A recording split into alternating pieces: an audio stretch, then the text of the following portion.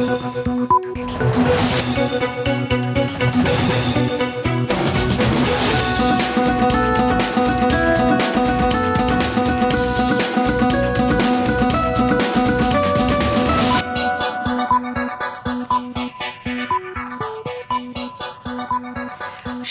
স্বাগত সন্ধ্যার মাছরাঙ্গ সংবাদে আপনাদের সঙ্গে আছি আমি নাবিলা ফেরদৌস। শুরুতে গার্ডিয়ান লাইফ ইন্স্যুরেন্স সংবাদ শিরোনাম। চলতি বছর এসএসসি ও সমমানের পরীক্ষায় পাশের তুলনায় বিভিন্ন কলেজের শিক্ষার্থী ভর্তির জন্য আসন অনেক বেশি থাকবে। শিক্ষা তথ্য ও পরিসংখ্যান ব্যুরোর হিসাবে উচ্চ মাধ্যমিকের 11,494টি শিক্ষা প্রতিষ্ঠানে আসন রয়েছে 23,01,905টি। পাশ করেছে 13,03,426 জন। সবাই ভর্তি হলেও 9,98,479টি আসন ফাঁকা থাকবে। এতে শিক্ষার্থীর সংকটে ভুগবে কিছু প্রতিষ্ঠান।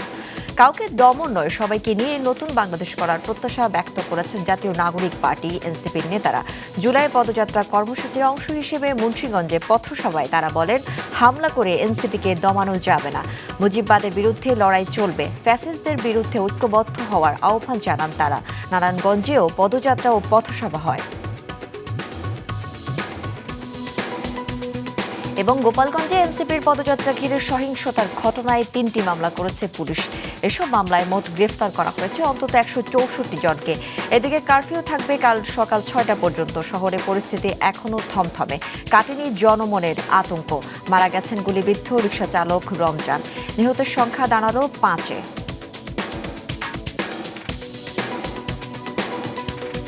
শুনছিলেন শিরোনাম, এবার বিস্তারিত।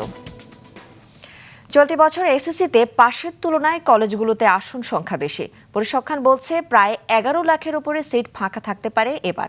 বিস্তারিত থাকছে আনোয়ার হোসেনের রিপোর্টে। গেল 15 বছরের মধ্যে এসএসসিতে এবার পাশের হার সবচেয়ে কম। এতে করে অনেক কলেজকেই ভুগতে হবে শিক্ষার্থী সংকটে। শিক্ষা তথ্য ও পরিসংখ্যান ব্যুরো ব্যানবেইজের পরিসংখ্যান বলছে, চলতি বছর পাশ করা 13,0426 জন শিক্ষার্থীর বিপরীতে উচ্চ মাধ্যমিকের 11,494টি শিক্ষা প্রতিষ্ঠানে আসন রয়েছে 23,01,905টি, অর্থাৎ 9,98,479টি আসনই বেশি রয়েছে। শিক্ষা প্রশাসনের কর্মকর্তারা জানান, সাধারণত মোট পাশ করা শিক্ষার্থীর প্রায় 10 ভাগ কলেজে ভর্তি হয় না। সে হিসেবে কলেজে আসন ফাঁকা থাকতে পারে প্রায় 11,28,821টি। স্বভাবতই শিক্ষার্থীরা চায় ভালো মানের কলেজে ভর্তি হতে। এতে করে রাজধানী সহ দেশের মহানগরগুলোর প্রথম সারির কলেজগুলোতে থাকে প্রচণ্ড চাপ। তুলনামূলক খারাপ মানের প্রতিষ্ঠানগুলো তাই প্রায় ভোগে শিক্ষার্থী সংকটে। এবার সেই সংকট আরও তীব্র হবে। আমাদের আগাম কিছু চিন্তা ভাবনা করেই চলতে হয়, যে আমি যদি এবছর ছাত্র পেয়ে গেলাম, সামনের বছর হয়তো সেই আশানুরূপ ছাত্র পাচ্ছি না, সেক্ষেত্রে আমাকে টিকেট দিতে হবে, আমাকে ভাড়া দিতে হচ্ছে। শিক্ষার্থীদের টার্গেট মূলত ভালো কলেজ, গার্ডিয়ানদের টার্গেট, আর যাদের কম খরচে পড়াশোনার টার্গেট তারা সরকারি কলেজমুখী হয়। আন্তঃশিক্ষা বোর্ড সমন্বয় কমিটি জানিয়েছে, তারা বিষয়টি নিয়ে শিক্ষা মন্ত্রণালয়ের সঙ্গে দ্রুতই বৈঠকে বসবে। কিভাবে সব কলেজগুলো কম বেশি শিক্ষার্থী পায় সেই দিকটিতে গুরুত্ব দেওয়া হবে।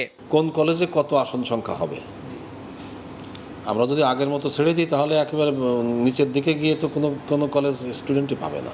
সরকারিভাবে নিয়োগপ্রাপ্ত শিক্ষক আছে, এমপিওভুক্ত, নানান বিষয় আছে সরকারের অনুমোদিত, সেগুলোকে তো স্টুডেন্ট থাকতে হবে। আমরা সে ব্যবস্থা করতে পারি কিভাবে, সেটি এবারে পলিসি লেভেল থেকে ঠিক করতে হবে। ওইটাই অপেক্ষায় করছি আমরা, খুব তাড়াতাড়ি এটা ঠিক হবে। শিক্ষা গবেষকরা বলছেন, খারাপ মানের প্রতিষ্ঠানগুলোর মান উন্নয়ন করা গেলে নির্দিষ্ট কিছু কলেজে শিক্ষার্থীর চাপ কমবে। সেই সঙ্গে যে প্রতিষ্ঠান ভালো করছে না, প্রয়োজনে তাদের নিবন্ধন বাতিল করতে হবে। আর তাদের মানের ব্যাপারে সরকারকে চিন্তা করতে হবে, যেটা অনুমোদন দিয়ে দিচ্ছে, মান রক্ষা করতে না পারলে ক্যান্সেল করবে, সেগুলো একটা প্রসেসের ব্যাপার। কিন্তু আমাদের এখন শিক্ষার্থী ভর্তি করতে হবে। এই ভর্তি করতে গিয়ে যে সংকটটা আমরা দেখতেছি, যে আসন ফাঁকা থাকার সম্ভাবনা, আসন ফাঁকা থাকা মানেই হলো যে ওই প্রতিষ্ঠানগুলো চালানোর ব্যাপারে ঝুঁকির মধ্যে পড়বে। এদের পাশের হার অনেক জায়গা কম হয়, যত প্রত্যন্ত অঞ্চলের দিকে যাচ্ছে ততই ডাউন। তো সেই জায়গা থেকে আপগ্রেড করতে হবে। তো এখন তো একটা মানদণ্ড বেঁধে দিতে হবে, যে এই মানদণ্ড না হলে ছাত্র ভর্তি করাবো না নেক্সট টাইম, এরকম একটা কড়াকড়ির মধ্যে যেতে হবে। আন্তঃশিক্ষা বোর্ড সমন্বয় কমিটি জানিয়েছে, চলতি মাসের শেষ সপ্তাহের মধ্যে তারা একাদশে ভর্তি নীতিমালা চূড়ান্ত করতে চায়। আর আগস্টের শেষ বা সেপ্টেম্বরের শুরুতে ক্লাস চালুর পরিকল্পনা রয়েছে তাদের।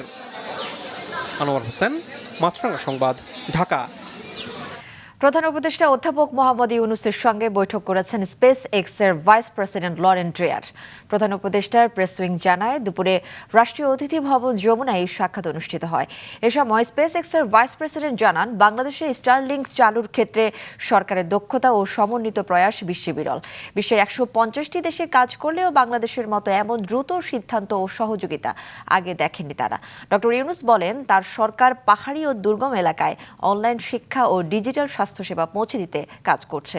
এর ফলে গর্ভবতী নারী ও প্রবাসীরাও ঘরে বসেই চিকিৎসা নিতে পারবেন। হামলা করে এনসিপিকে দমানো যাবে না, মুন্সিগঞ্জের পথসভায় ঘোষণা দেন জাতীয় নাগরিক পার্টির আহ্বায়ক নাহিদ ইসলাম। সবাইকে নিয়েই নতুন বাংলাদেশ করার প্রত্যাশা ব্যক্ত করেন তিনি। মুজিববাদের বিরুদ্ধে লড়াই চলমান রাখার কথাও বলেন নাহিদ। Desk report. দেশ গড়তে জুলাই পদযাত্রা কর্মসূচির অংশ হিসেবে আজ দুপুরে মুন্সিগঞ্জ সদরের সুপারমার্কেট এলাকার শহীদ চত্বরে পথসভা করেছে এনসিপি। এর আগে সকাল থেকেই খণ্ড খণ্ড মিছিল নিয়ে সভাস্থলে আসতে শুরু করেন স্থানীয় নেতাকর্মীরা। পথসভায় দলটির আহ্বায়ক নাহিদ ইসলাম বলেন, হামলা করে এনসিপিকে দমানো যাবে না, কাউকে দমন নয়, সবাইকে নিয়েই নতুন বাংলাদেশ গড়া হবে। মুজিববাদের বিরুদ্ধে লড়াই চলমান রাখার কথাও বলেন নাহিদ। গোপালগঞ্জে হামলা চালানো হয়েছে, বাংলাদেশের আরো 10টা জায়গায় হামলা চালানো হবে, আমাদেরকে দমন করা যাবে না। মুজিববাদের বিরুদ্ধে যে লড়াই, যে যুদ্ধ আমরা ঘোষণা করেছি গণ অভ্যুত্থানের মধ্য দিয়ে, ফ্যাসিবাদী ব্যবস্থা বিলোপের যে লড়াই আমরা শুরু করেছি, এই লড়াই সমাপ্ত না করে আমরা শেষ থামব না। নেতা নির্ভর নয়, নীতি নির্ভর দেশ গড়ার আহ্বান জানান দলটির দক্ষিণাঞ্চলের মুখ্য সংগঠক হাসনাত আব্দুল্লাহ। নেতা ভুলের ঊর্ধ্বে নয়, দল ভুলের ঊর্ধ্বে নয়, মনে রাখতে হবে সব সময় আমাদের রাষ্ট্রই হচ্ছে প্রধান, এবং রাষ্ট্রের জন্য মনে রাখতে হবে নেতা নির্ভর দেশ নয়, আমাদেরকে নীতি নির্ভর দেশ পরিচালনা করতে হবে। পথসভায় ফ্যাসিস্টদের বিরুদ্ধে ঐক্যবদ্ধ হওয়ার আহ্বান জানান দলটির অন্যান্য নেতারা। এই সন্ত্রাসী ছাত্রলীগ, আওয়ামী লীগ, যুবলীগ প্রশ্নে আমাদের ঐক্যবদ্ধ থাকতে হবে।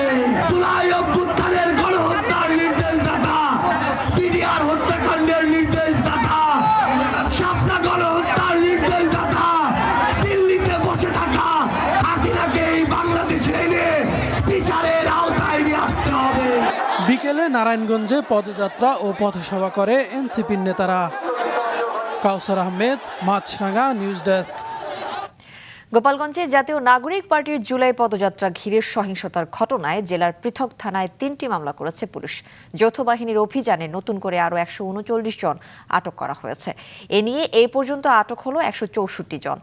এদিকে চলমান কারফিউ আগামীকাল সকাল 6টা পর্যন্ত বহাল রেখেছে প্রশাসন। গোপালগঞ্জ রিপোর্টার সাবেত আহমেদের পাঠানো তথ্য ছবিতে ডেস্ক রিপোর্ট। গোপালগঞ্জে এনসিপির পদযাত্রা ঘিরে আইনশৃঙ্খলা রক্ষাকারী বাহিনী এবং আওয়ামী লীগ ও নিষিদ্ধ ছাত্রলীগের নেতাকর্মীদের মধ্যে সংঘর্ষের পর 2 দিন পেরিয়ে গেছে, কিন্তু কাটেনি জনমনে আতঙ্ক। থমথমে অবস্থা পুরো শহর জুড়ে। এ অবস্থায় আইনশৃঙ্খলা পরিস্থিতি নিয়ন্ত্রণে রাখতে বুধবার রাত 8টা থেকে জারি করা হয় কারফিউ। আজ 3 ঘন্টা বিরতি দিয়ে ফের তা কার্যকর হয়েছে। আর এতে সকাল থেকে জেলায় ছোট বড় বেশিরভাগ ব্যবসা প্রতিষ্ঠান, দোকানপাট বন্ধ রয়েছে। সড়কগুলোতে রিকশা, পিকআপ ভ্যান বা 3 হুইলার সহ অন্যান্য যানবাহন চলাচল করলেও তার সংখ্যায় কম। না বাড়লে বাজারঘাট করতে পারবো না, খুব কষ্ট হবে সংসার চালাতে। গতকাল বারোই নেই, আজকে একটু বারোইতে, তাও লোকজন নেই। আমাদের তো অভাবী সংসার, একদিন কাজ যদি রিক্সা না চালাই পরদিন আমাদের সংসারই চলে না। এখন না বেরোয় আমরা কি করবো? আইনশৃঙ্খলা পরিস্থিতির উদ্ভব হয়েছে। এদিকে সেদিনের হামলা, অগ্নিসংযোগ ও সংঘর্ষের সাথে জেলার বাইরের কিছু দুষ্কৃতিকারীও জড়িত বলে জানায় আইনশৃঙ্খলা বাহিনী। মামলার আসামিদের পাশাপাশি তাদেরকেও আটকে অভিযান অব্যাহত রয়েছে বলে জানান সংশ্লিষ্টরা। আমাদের কাছে ইনফরমেশন এরকম যে বাইরে থেকেও এই গোপালগঞ্জে এসেছিলেন, তারা এখনো গোপালগঞ্জের বিভিন্ন এলাকায় অবস্থান করছেন মর্মে আমাদের যে গোয়েন্দা তথ্য সেটি আছে। তো আমরা সেটি তাদেরকে আইডেন্টিফাই করার চেষ্টা করছি এবং পরিস্থিতি আমরা ওয়াচ করছি। এদিকে সংঘর্ষ ও হামলার ঘটনায় গুলিবিদ্ধ অটোরিকশা চালক রমজান মুন্সি ঢাকা মেডিকেল কলেজ হাসপাতালে চিকিৎসাধীন অবস্থায় মারা গেছেন। এ নিয়ে এ ঘটনায় মৃতের সংখ্যা দাঁড়ালো 5 জনে। মাছরাঙা নিউজ ডেস্ক।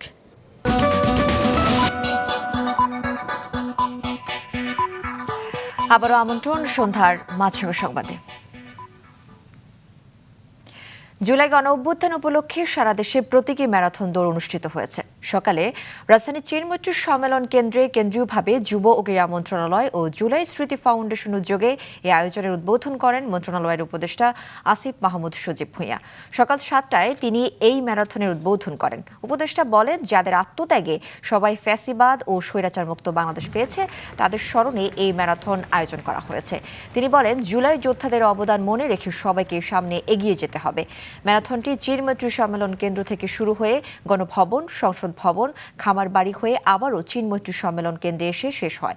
5 কিলোমিটার এই প্রতীকী ম্যারাথনে অংশ নেন জুলাই আন্দোলনে আহত ও নিহত পরিবারের সদস্যরা। শুরুতে নিহতদের স্মরণে 1 মিনিট নীরবতা পালন করা হয়। স্বপ্নের বাংলাদেশ গড়ার লড়াইটাও একটা ম্যারাথনের মতো। যত কষ্টই হোক এটা আমাদেরকে শেষ করতে হবে, যত সময় লাগুক আমাদেরকে বাস্তবায়ন করতে হবে। এটা একটা লাইফ লং লড়াই এবং এই লড়াইটা করার জন্য আমরা কমিটেড আছি, আমি কমিটেড আছি এবং এই লড়াইয়ে সারা জীবন আপনাদেরকে পাশে চাই। বেসরকারি বিশ্ববিদ্যালয়ের শিক্ষার্থীদের সক্রিয় অংশগ্রহণ নতুন গতিপথ এনে দেয় গেল বছরের জুলাই আন্দোলনে। রিপোর্ট করছেন মাহমুদ কমল। গেল বছরের 17 জুলাই পুলিশ অভিযানে ঢাকা আর জাহাঙ্গীরনগর বিশ্ববিদ্যালয় শিক্ষার্থীদের ক্যাম্পাস থেকে বের করে দেওয়া হয়। তখন কোটা আন্দোলনে বেসরকারি বিশ্ববিদ্যালয় শিক্ষার্থীদের রাজপথের সক্রিয় ভূমিকা শুধু প্রাণের সঞ্চারই করেনি, আন্দোলনে এনে দেয় নতুন গতিপথ। 18 জুলাই বাড্ডায় ব্র্যাক বিশ্ববিদ্যালয়ে পুলিশ হামলা চালালে ইস্ট ওয়েস্ট সহ আশপাশের বিশ্ববিদ্যালয়ের প্রতিরোধ এখনও আইকনিক স্মৃতি হয়ে আছে। আব্দুর রাজ্জাক বিন সুলাইমান রিয়াদ। জুলাই আন্দোলনের সেই দিনগুলোতে নতুন বাজার ও আশপাশের এলাকার প্রাইভেট বিশ্ববিদ্যালয় শিক্ষার্থীদের সমন্বয়ের দায়িত্ব পালন করেন তিনি। গেল বছর এই দিনেই ইন্টারনেট ব্ল্যাকআউট, কারফিউ ও গোয়েন্দা নজরদারি উপেক্ষা করে কিভাবে আন্দোলন চালিয়েছিলেন সে কথাই জানাচ্ছিলেন এই যোদ্ধারা। প্রত্যেকটা মেসেঞ্জার গ্রুপ সবাই খুব ক্ষিপ্ত হয়ে যায় এবং একে অপরের সাথে কমিউনিকেশন বিল্ড করে সবাই নেমে আসে। প্রথমে প্রত্যেকটা ইউনিভার্সিটি থেকে 1 জন 2 জন 3 জন 1 জন 2 জন 3 জন করে এখানে স্টেপ ওভার করে যে আমাদের নামা উচিত। তখনকার সময় কম লোক সংখ্যা দেখলে প্রশাসন শক্তি ব্যবহার করে এদেরকে উঠিয়ে দিত। এখন 3-4টা ইউনিভার্সিটির স্টুডেন্ট এক জায়গায় গেদার হলো, ওদেরকে ওই পসিবিলিটিটা বা হলো যে ওদের ওখান থেকে সরিয়ে দেওয়ার তাদের আমি বলবো যে সেই সক্ষমতাটা ধীরে ধীরে কমে আসতো। এই জোনটাতে আন্দোলন করেছি এবং এখানে এই গুলি খেয়েছি। তো দেখা যায় এই জায়গাটা দিয়ে যখন আমি যাই তখন মানে আমি একটা দীর্ঘ নিঃশ্বাস ফেলি যে হয়তো আমি ওই দিন মারাও যেতে পারতাম। আমি যে এখন বেঁচে আছি মানে আমি মনে করি এটা আমার একটা বোনাস জীবন। আন্দোলনের মুহূর্তগুলো এখনও ছবির ফ্রেমে বন্দী হয়ে আছে বেসরকারি বিশ্ববিদ্যালয় ক্যাম্পাসের দেয়ালগুলোতে, নতুন বাংলাদেশ গড়ার স্বপ্নে যা অনুপ্রেরণা যোগায়। নতুন বাংলাদেশ গুছাতে হবে না, রাজনৈতিক দলগুলোকে গুছাতে হবে, ঐক্যমতে আসতে হবে, সেজন্য সময় দরকার। কিন্তু দেখা যায় যে তারা নিজেরাই এখন দুর্নীতিগ্রস্ত হয়ে যাচ্ছে। তারা বেশ কিছু জায়গায় নিজেরাই নিজেদের মতো করে সিন্ডিকেট তৈরি করছে। এইটা আমি আশা করি না। কোনো জায়গায় বেসরকারি বিশ্ববিদ্যালয়ের ছেলেকে ভালো কোনো পজিশন, ভালো কোনো জায়গা, ভালো কোনো কিছুতে ইনক্লুড করা হয়নি। গেল বছর বেসরকারি বিশ্ববিদ্যালয়ের এই প্রতিরোধের দিনেই প্রাণ হারান মীর মুগ্ধ। অন্যের জন্য মানবিকতার দৃষ্টান্ত হয়ে দাঁড়ানো মুগ্ধর এই মৃত্যু তখন ফ্যাসিস্ট সরকার পতনের আন্দোলনকে ফুঁসিয়ে দেয় আরও। বেসরকারি বিশ্ববিদ্যালয়ের অন্তত 19 শিক্ষার্থী সহ অন্যান্য আন্দোলনকারীর আত্মত্যাগে আজকের এই নতুন বাংলাদেশ। মাহমুদ কমল, মাছরাঙা সংবাদ, ঢাকা। রাজধানীর বাজারে বাড়তে শুরু করেছে পেঁয়াজের দর। 2-3 দিনের ব্যবধানে কেজিতে দর বেড়েছে 7 টাকা অন্তত। বেড়েছে মুরগি ও মাছের দাম, তবে কমেছে কাঁচামরিচ আর সবজির দর। রঞ্জিবুল মিজানের রিপোর্ট। গেল কয়েক মাস ধরে 50 থেকে 55 টাকা কেজি দরে বিক্রি হচ্ছিল পেঁয়াজ, ফলে স্বস্তি ছিল সাধারণের মাঝে। রাজধানীর কারওয়ান বাজার ঘুরে দেখা যায় গেল 2-3 দিন ধরে খুচরা ও পাইকারি বাজারে দর বেড়েছে। পণ্যটির বিক্রি হচ্ছে 60 টাকা কেজি দরে। আলুতে বাড়ছে 2-3 টাকা করে, আর পেঁয়াজে বাড়ছে 8 টাকা 10 টাকা করে। তরকারি মর্গে সবকিছু এটা ঠিক আছে, কারণ তেমন বাড়তি নাই এগুলা। বেড়েছে মুরগির দামও। ব্রয়লার কেজিতে 10 থেকে 15 টাকা বেড়ে বিক্রি হচ্ছে 160 থেকে 165 টাকায়। সোনালী কেজি প্রতি বেড়েছে 20 টাকার মতো, তবে প্রতি ডজন ডিমে দাম কমেছে 5 টাকা। প্রায় 10 দিন আগে একটু বাড়তি ছিল, তারপর বিগত 4-5 দিন যাবত একটু কম। বৃষ্টির কারণে অনেক ফার্মগুলা কাঁচা রাস্তা গাড়ি যাইতে পারে না, দেখা গেছে মাল যেভাবে আমদানি হওয়ার কথা ওইভাবে আসে নাই। গেল সপ্তাহেও মাছের বাজার ছিল চড়া। সব ধরনের মাছে কেজি প্রতি দর বেড়েছিল 50 থেকে 100 টাকার মতো। সেই দর তো কমেইনি, উল্টো কেজি প্রতি 20 থেকে 30 টাকার মতো বেড়েছে। সরবরাহ কমায় দরের এমন ঊর্ধ্বগতি বলছেন বিক্রেতারা। যে মাছটা চাষ করে এটা খাওয়ানোর দাম বেশি, এর লিগে দাম বেশি। আমদানির প্রভাবে সপ্তাহের ব্যবধানে কমেছে কাঁচামরিচের দাম। প্রতি কেজি বিক্রি হচ্ছে 150 থেকে 160 টাকা দরে। গেল সপ্তাহে দর উঠেছিল 300 টাকায়। মরিচ 160 টাকা, 3-4 দিন ধরে ব্যস্ত আছে 160 টাকা। 200 টাকা ছিল, একটু কম মনে হচ্ছে। এদিকে টানা বৃষ্টির প্রভাবে সরবরাহ ঘাটতিতে দর কিছুটা বেড়ে যায় সবজির, তবে এখন পরিস্থিতি স্বাভাবিক হতে শুরু করেছে। ফলে বাজারে কিছুটা দর কমেছে। বেশিরভাগ সবজির বিক্রি হচ্ছে 30 থেকে 70 টাকায়, তবে গাজর, টমেটোর মতো অসময়ের সবজির কেজি 100 টাকার উপরে। রঞ্জিবুল মিজান, মাছরাঙা সংবাদ, ঢাকা। গোপালগঞ্জে আইনশৃঙ্খলা বাহিনী নীরব ভূমিকা পালন করেছে বলে অভিযোগ করেছেন এনসিপি নেতৃবৃন্দ। বিকেলে জাতীয় প্রেস ক্লাবের সামনে গোপালগঞ্জে এনসিপি নেতাদের উপর হামলার প্রতিবাদ এবং নিষিদ্ধ সংগঠনের সন্ত্রাসীদের গ্রেফতার ও বিচারের দাবিতে বিক্ষোভ সমাবেশে বক্তারা এ মন্তব্য করেন। তারা বলেন, গত বছর জুলাইয়ে যেভাবে দেশ স্বৈরাচার মুক্ত হয়েছে ঠিক সেভাবেই দেশকে সন্ত্রাস মুক্ত করা হবে। সংস্কার ও দোসরদের বিচার কাজ শেষ করেই নির্বাচন হতে হবে। দেশকে যারা অস্থিতিশীল করতে চায় তাদের কঠোরভাবে দমন করা হবে।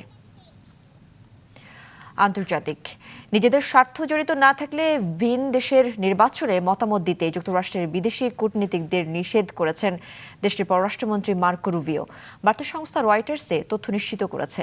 17 জুলাই যুক্তরাষ্ট্রের পররাষ্ট্র দপ্তর থেকে বিশ্বজুড়ে সব মার্কিন দূতাবাসে পাঠানো এক তার বার্তায় বলা হয়েছে, এখন থেকে নির্বাচন সংক্রান্ত কোনো বিবৃতি বা সামাজিক যোগাযোগ মাধ্যমে পোস্ট দেবে না যুক্তরাষ্ট্র।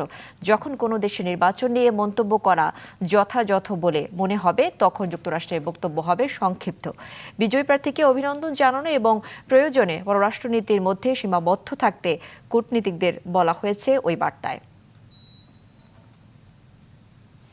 খেলার খবর, বাংলাদেশের বিপক্ষে 3 ম্যাচ সিরিজের টি-20 সামনে রেখে অনুশীলন করেছে পাকিস্তান। অপরদিকে টিম হোটেলে বিশ্রামে ছিল টাইগাররা, তবে টাইগারদের ঐচ্ছিক অনুশীলন করেছেন কেউ কেউ। পাকিস্তান তাদের নির্ধারিত অনুশীলন শুরু করে সন্ধ্যা 6টায়।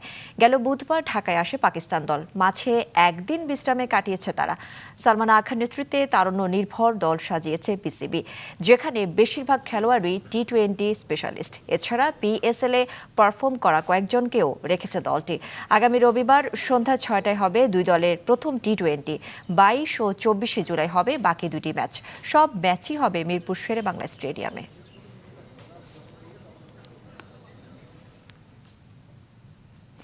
সন্ধ্যার সংবাদ শেষ করছি। যাওয়ার আগে গার্ডিয়ান লাইফ ইন্স্যুরেন্স সংবাদ শিরোনামগুলো আরও একবার। এবার এসএসসি পরীক্ষায় পাস শিক্ষার্থীদের সবাই কলেজে ভর্তি হলেও আসন ফাঁকা থাকবে 9,98,479টি। শিক্ষার্থীর সংকটে ভুগবে কিছু প্রতিষ্ঠান। কাউকে দমন নয়, সবাইকে নিয়েই নতুন বাংলাদেশ গড়ার প্রত্যাশা এনসিপির নেতাদের। মুন্সিগঞ্জ ও নারায়ণগঞ্জে জুলাই পদযাত্রা। এবং গোপালগঞ্জের সহিংসতার ঘটনায় 3টি মামলা, মোট গ্রেফতার অন্তত 164 জন। কারফিউ থাকবে কাল সকাল 6টা পর্যন্ত। শহরে পরিস্থিতি এখনো থমথমে। এ ছিল সন্ধ্যার সংবাদে। ফেসবুকে আপডেট পেতে ভিজিট করুন। মাছরাঙা টেলিভিশনের পেজে, ইউটিউব চ্যানেলেও দেখতে পারেন আমাদের সংবাদ, প্রতিবেদন ও অনুষ্ঠান। দর্শক, করোনার সংক্রমণ ফের শুরু হয়েছে এবং তা বাড়ছে। তা থেকে সুরক্ষিত থাকতে ব্যবহার করুন ফেস মাস্ক। এতক্ষণ সঙ্গে থাকার জন্য ধন্যবাদ জানিয়ে আমি নাবিলা ফেরদৌস শেষ করছি সন্ধ্যার মাছরাঙা সংবাদ। এই দিন এইভাবে।